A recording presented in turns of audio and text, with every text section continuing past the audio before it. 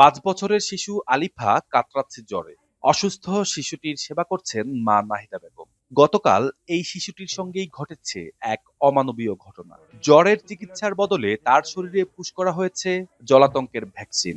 হাসপাতালে গেছি, ওর স্লিপ লাগবে, তারপরে না ওকে ওষুধ দিব। তারপরে কি সমস্যা আমারটা বললো, তারপরে ইয়া করবো। ওকে আরেকজনের রোগীর ইঞ্জেকশনটা ওকে দিয়ে দিছি কুকুরে কামড়াতে, আরেকজন মহিলা। তারপরে আমি ডাক্তারকে বলি, ডাক্তার আপনি কেন দেন ওকে? আমি সিরিজ পাড়ায় দিছি, সিরিজটা ব্যাক হয়ে গেছে।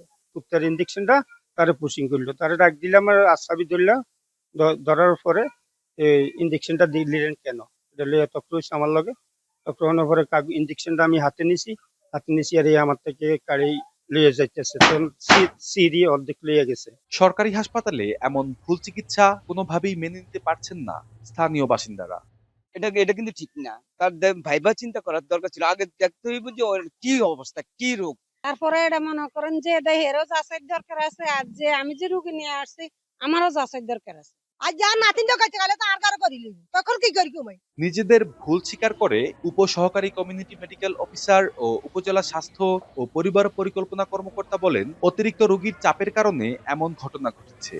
এই ঘটনায় দায়ী কর্মকর্তাকে কারণ দর্শানোর নোটিশ দেওয়ার কথা জানান উপজেলা স্বাস্থ্য ও পরিবার পরিকল্পনা কর্মকর্তা।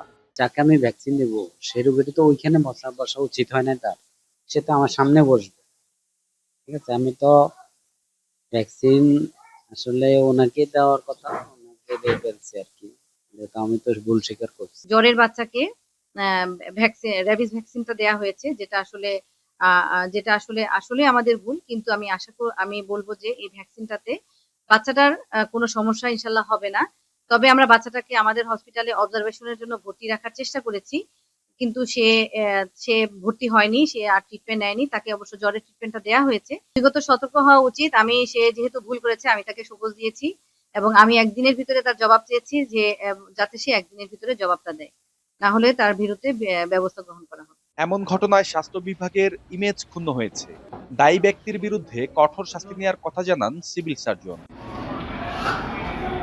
চিকিৎসকদের এমন খামখেয়ালিপনায় উদ্বেগ প্রকাশ করছেন সকলে। আলহাজ জুবায়ের, এখন, চাঁদপুর।